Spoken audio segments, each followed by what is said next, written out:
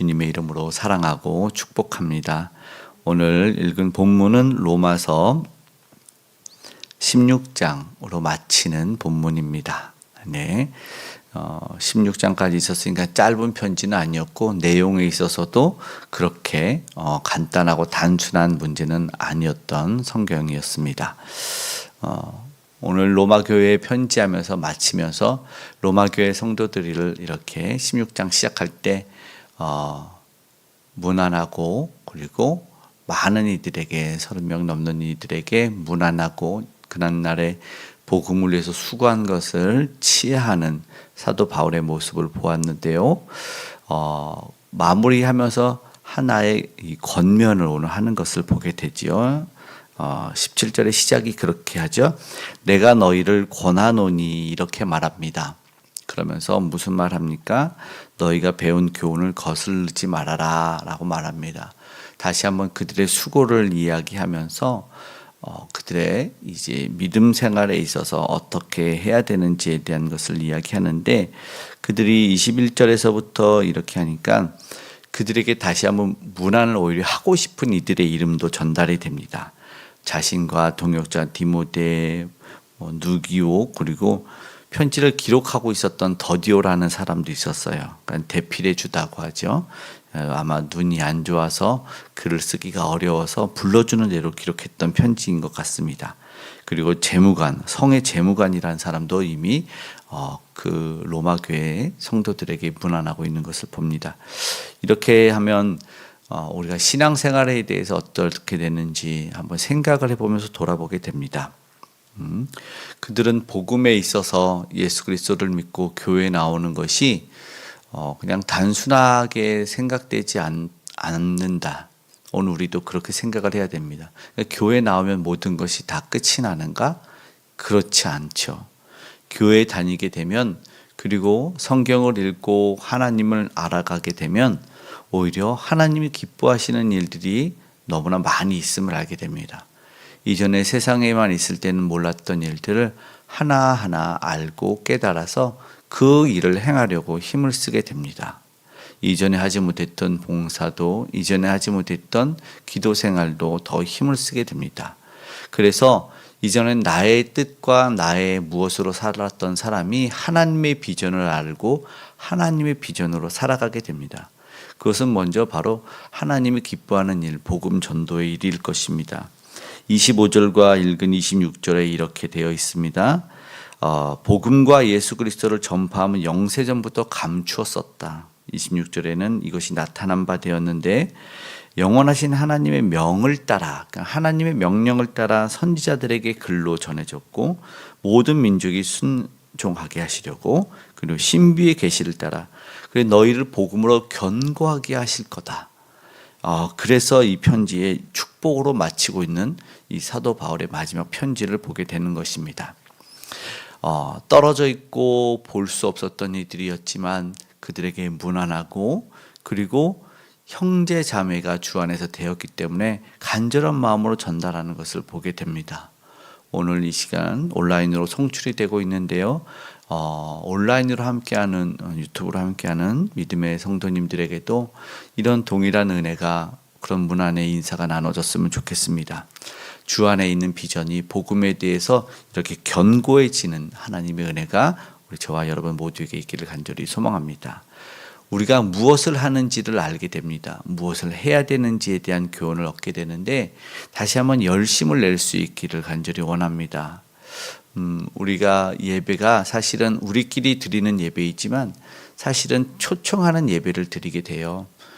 이후에 이제 11월 셋째 주면 추수감사절 예배도 드리고 12월에는 우리가 잘 아는 성탄절도 있어요. 우리끼리 함께 기뻐 예배하는 것도 좋지만 이웃들을 초청하고 또 오늘 본문에 있는 것처럼 믿지 않았던 사람들이 나와 예배할 수 있는 일이라면 얼마나 좋겠습니까?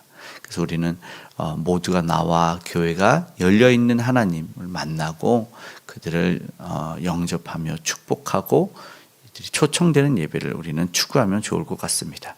그것이 바로 마지막에 영광이 세세무궁토록 있을지어다 하는 하나님께 영광되는 일인 줄 믿습니다. 오늘 사도 바울의 권면을 들으면서 오늘 우리가 추구하는 공동체, 오늘 우리가 소망하며 지향하는 공동체는 바로 어떤 교회인지를 듣게 됩니다. 그것은 복음적인 공동체, 그리고 주님이 영광 받으실 공동체가 됩니다. 우리 공동체가 그리고 내가 속한 모든 곳이 우리 하나님께 영광이 되기를 간절히 소망합니다. 그것은 바로 사랑의 공동체이겠죠. 우리가 추구하는, 그리고 또 그것은 거룩한 공동체입니다. 예수 그리스도의 이름을 부르고 하나님을 의지하고 하나님이 복 주시길 원하는 그런 사람과 그런 공동체가 어떤 힘을 씁니까? 그것은 당연한 힘을 쓰는데 거룩해지길 힘쓰는 겁니다. 왜냐? 하나님은 거룩하신 하나님이시기 때문입니다. 거룩. 그렇게 강조되는 하나님의 속성에 맞춰서 그 공동체와 그 개개인은 하나님이 기뻐하는 사람으로 되게 되어 있습니다. 17절에 사도 바울이 교훈했다고 얘기하고 있습니다. 너희가 배운 교훈을 거슬러 분쟁하지 말아라, 이렇게 이야기하고 있는 것을 봅니다. 잘 배우면, 진리를 깊이 알아가면 알아갈수록 이제 이전에 좋던 것이 이전에 값없다라는 찬양과 같아지고, 변두리에 있고 사변적인 것들, 그러니까 진리가 아닌 것들, 지엽적인 것들로 인해서 애쓰지 않아요. 그것으로 인해서 마음 아파하지도 않고 신경 쓰지도 않아요. 오늘 찬양처럼 주를 힘입어서 말씀 잘 배우면 주를 모시고 살아가는 삶이 됩니다. 그렇게 되면은 진리 아닌 문제에는 그냥 담담해질 수가 있는 거예요. 그러나 진리의 문제에서는 강해질 수 있습니다. 이것을 보면 당시에 그런 일들이 있었을 게 분명합니다. 17절의 말씀만 보더라도 교훈을 거슬러 분쟁하는 자들이 있습니다. 충분히 그럴 수 있죠. 우리 한국교회 많은 이들이 이 진리를 벗어나서 이단에 빠지는 경우를 보게 됩니다. 안타까운 모습인데 자신이 메시아라고 말하는 사람들이 우리나라에는 한 50명이 있었습니다. 다 이단 사이비 이런 교주들이 되어 안타까운 모습들을 보게 됩니다. 그런 자들의 특징이 있죠. 18절에 보니까 이렇게 되어 있어요. 우리 주 그리스도를 섬기지 아니하고, 이렇게 되어 있어요. 특징입니다. 그들은 보여요.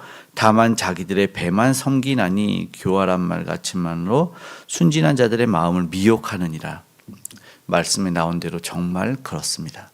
그런 일이 현실에도, 이 현대에도 일어나고 있다는 그 사실이 오히려 안타깝습니다. 이 다른 성경에도 경고가 되어 있어요. 빌립보서 3장 19절에 이렇게 말해요. 그들의 마침은 멸망이요 그들의 신은 배요 그 영광은 그들의 부끄러움에 있고 그 땅의 일을 생각하는 자라. 그들은 배라고 말하고, 오늘 본문에도 18절에 배만 섬긴다. 자신의 배, 스토목, 배만 섬긴다라고 말합니다. 먹을 것, 음식, 육신적인 것만 섬기는 그 모든 것이 다인 것을 이야기하는 것입니다. 안타까운 모습이죠. 현대도 교회에 간판을 걸어놓지만 들어가면 이단인 곳이 있답니다.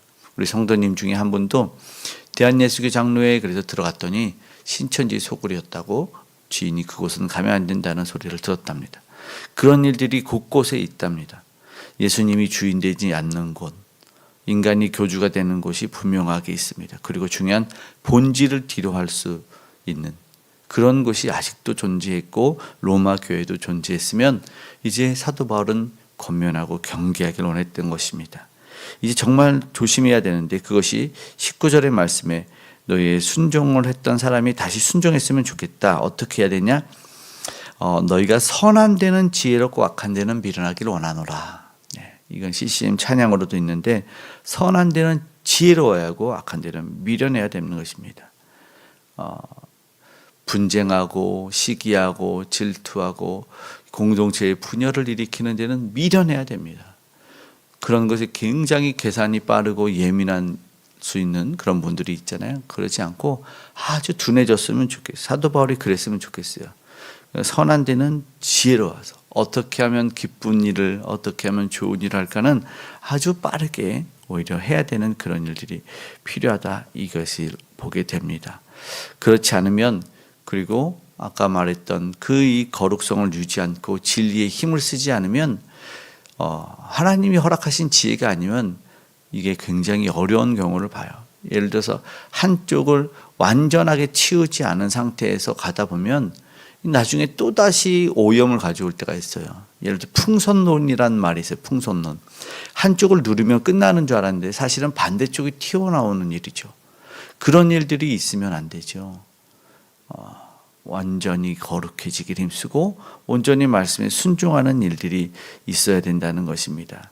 지금도 뭐 여론을 조작하는 일들이 있다고 하지만 은밀하게 그런 안 좋은 일들이 확산되어서 그것을 믿고 함께 동요되는 일들도 있는데 세상에서도 우리는 지혜가 필요합니다. 지금은 조금 덜할지 모르지만 이전에는 카카오톡 메시지 같은데 가짜 뉴스들이 전달해 달라고 막 많이 나돌았어요. 그런데 정말 많은 부분이 가짜 뉴스고 뭐 여론몰이였고 이런 일들이 있는데 이럴 때 우리는 분별을 해야 된다 생각합니다. 정말 선한 데는 지혜롭고 악한 데는 미련하기를 원한다. 그것이 오늘 우리가 해야 될 일이고 기도해야 된다는 것이죠. 어떤 분은 마음이 상해가지고 상한 일이 있었는데 어떤 성도가